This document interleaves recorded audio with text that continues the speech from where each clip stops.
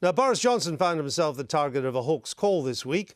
The hoaxers quickly hung up, however, concluding that they'd got the wrong number, because there's no way this guy could be the British Foreign Secretary. The Tories' very own Queen of the North, Ruth Davidson, told her own party, and by extension the Maybot, that they were a joyless, miserable bunch.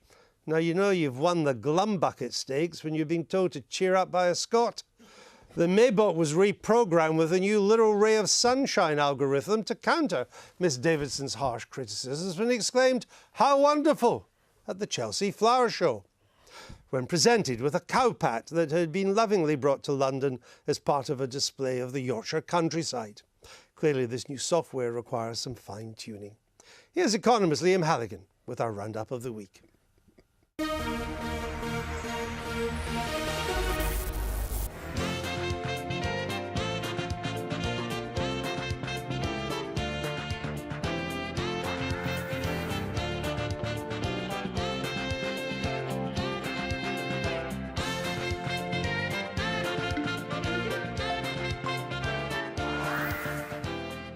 Yes, I'm at the location, somewhere outside the M25. What, this week's been derailed? Andrew's done a runner? A job for Challenge Liam.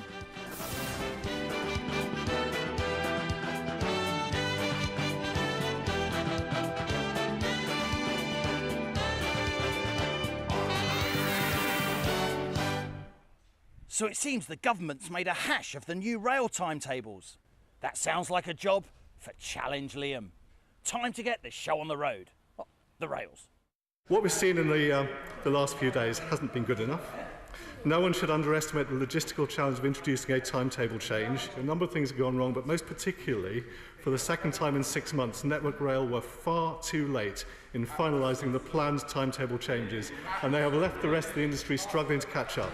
Is this the way to Amarillo? Oh, Choo Choo Portillo's been lobbying as usual. It seems he wants a non-stop sleeper service scheduled from this week to Amarillo.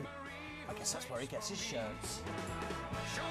It seems the government's got a few signalling problems on Brexit. The bill for that max fat customs system. It's a runaway train. You need to think about the highly streamlined customs arrangement costing businesses somewhere in the late teens of billions of pounds. Time for Tony the Tank Engine to steam into view. Again. We're 45 minutes from a second referendum. If we say we want a jobs-first Brexit, that means we stay close to Europe's economic area. If people then say, well, what's the point then of leaving? You say, well, then the final decision should be taken by the British people if they want to proceed on that basis. Is this the way to Amarillo? Every night I've been hugging my pillow, dreaming dreams of Amarillo. So that's the timetable sorted up. And here's my next challenge. Yes, it's inevitable. It's Britain. It's the summer. We're talking trains. It can only be leaves on the line for Labour's Barry Gardiner. Which Barry Gardiner's the truth? The one that speaks in private or the one that's on television now? Look, sometimes you have conversations in private, okay?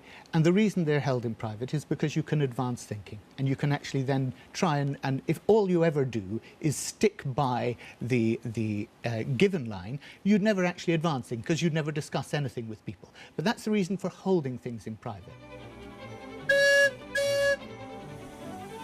It'll take more than the wrong kind of snow to stop our Barry. But at least someone's sure what should and shouldn't stay private these days. Not.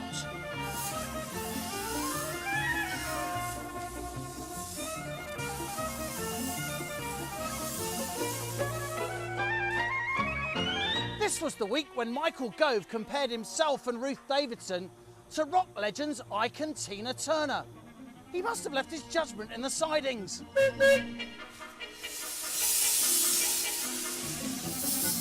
So is the UK economy finally picking up steam? Stocks and shares are like a bullet train, the FTSE 100 at an all-time high. And news of lower inflation means no interest rate rises for now.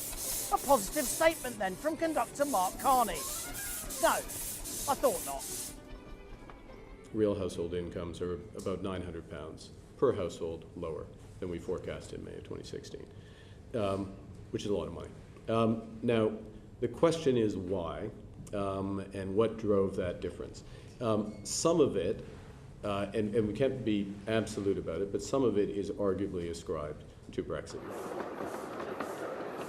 The inquiry into the Grenfell Tower tragedy heard from family and friends of victims this week, and a BBC Panorama investigation found that the insulation covering Grenfell Tower didn't pass required safety tests. Leave absolutely no room for doubt. We must learn everything we can about what has happened, and we must take the strongest possible action to stop such an unimaginable tragedy from ever happening again.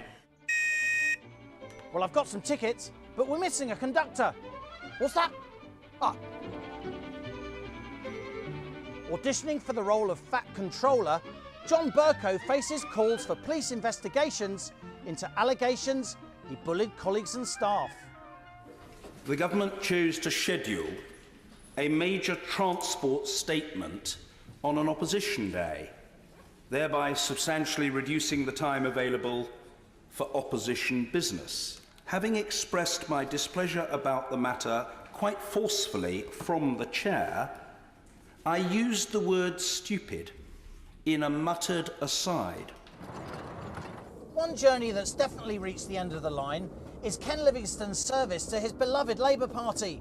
The former London mayor quit, saying that claims he was anti-Semitic were distracting from the leadership of his old pal Jezza. Rather than this drag on for another 2 years, it's better for the Labour Party if I just resign. And all this does is just distract attention from Jeremy's leadership of the party and the options he's giving Britain. Jeremy Corbyn turned up the heat on the Tories, saying that NHS privatisation is hurtling down the track. NHS budgets have increased by just 1% per year under this government, but it's jackpot time for the privateers. Their share is up by 100%. Theresa May hit back, saying it's not all aboard for the private sector in the NHS, at least where the Tories are driving the train. I have to say, last year the proportion of spend in the NHS in England outsourced to private sector did not go up at all. There was somewhere where it went up 0.8%. Ah yes, Wales. Wales? What's that?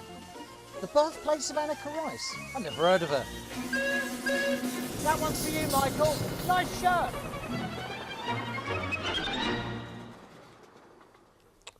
What a train. The Audley End Miniature Railway are hoping that Liam won't be back soon. Our thanks also to Don't Panic, It's Challenge Anneka. It's on at the Bunker Theatre.